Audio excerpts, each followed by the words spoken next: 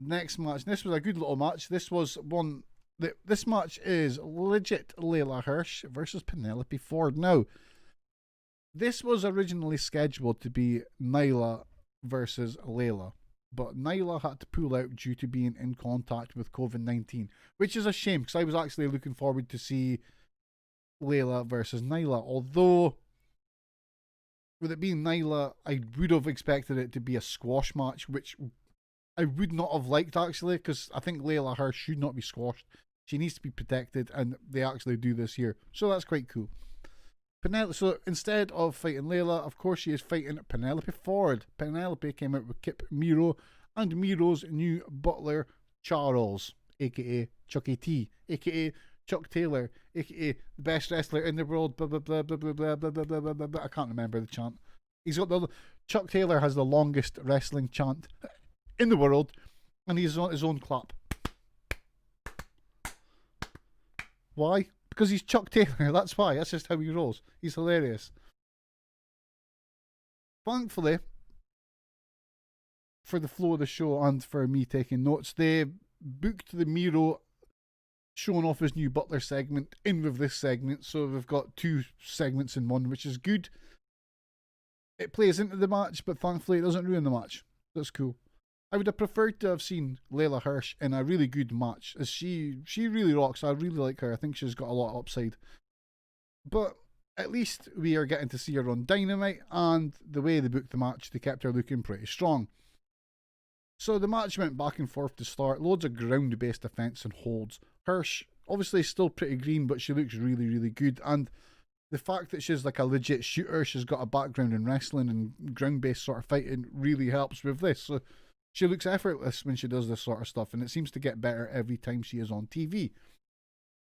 Well, we did see Kip and the new butler playing into this because they forced Charles to trip Hirsch at one point to distract her.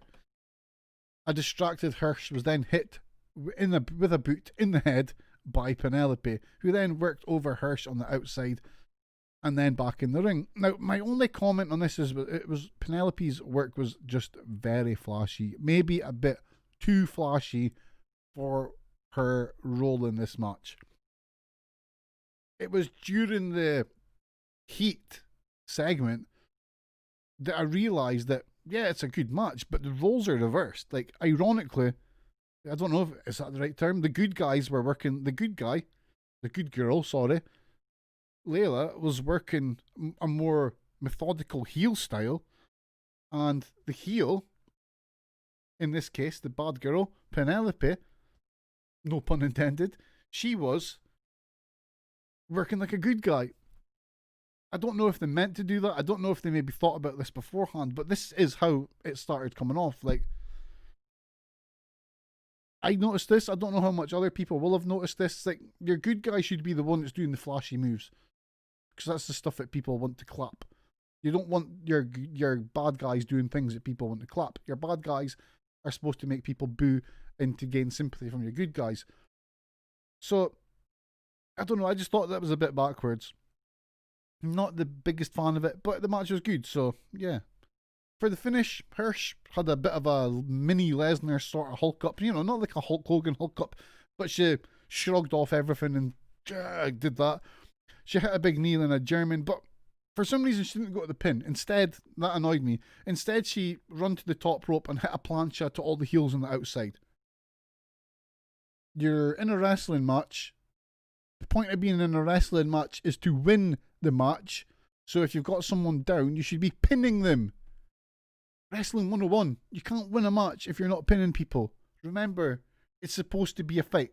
Sorry, I'm doing a lot of that. Quite animated today. Yeah, so she hit up, and she hit the plancha to the heels.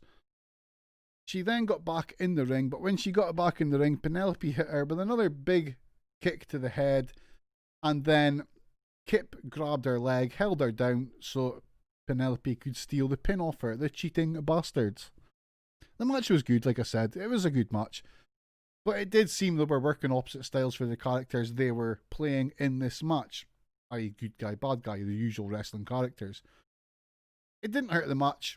And to be honest, it's that sort of criticism that I've got is the sort of thing that it's only people with like that have trained or people with inside knowledge of wrestling who are even going to notice this sort of stuff and point it out.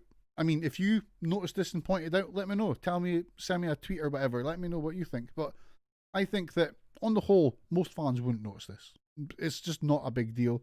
But though some people will notice it and they'll see that, yeah, that maybe should be the other way around. More Leyla Hirsch, please. Please, I want more Leyla Hirsch. Maybe Hirsch versus Thunder Rosa or versus Serena Deeb. I think there'll be good matches. I mean, I don't know why. I've got a feeling I've maybe seen Hirsch versus one of them already. Regardless, I want to see, again, longer matches. Say, give them 10 minutes, 15 minutes. Let them go for it. Let's see what they can do. Post-match, Miro forced Charles to stare at his friend Orange Cassidy, who was sitting in the crowd watching this match. He made him look him in the eyes and say, Miro is his best friend now. Orange looked sad. Where's Orange? So there we go. Nice hold. There's the boot for the end. Held him down. There's Chuck. They made Chuck look Orange Cassidy in the eyes and say that Miro is his best friend now. Look at that. Orange crushed. He was crushed. Poor Orange. I mean, that's as far as deep as his selling of emotion goes, which I thought was great. He was just like, literally, he just took his glasses off. That was his selling of I'm sad, which is great. One other high spot of this match was Miro calling Orange Cassidy a George Michael wannabe. A little line, but I popped for it. The angle ends or grows another branch in 2 weeks at beach break. So it's going to be interesting to see what happens at the wedding in 2 weeks. Because Charles is only a butler until that wedding. After the wedding, he's free. Will the wedding happen? Is there going to be the bachelor party? I don't know. We've got loads of questions here. I would imagine that next week we're going to get a lot of stuff about the wedding.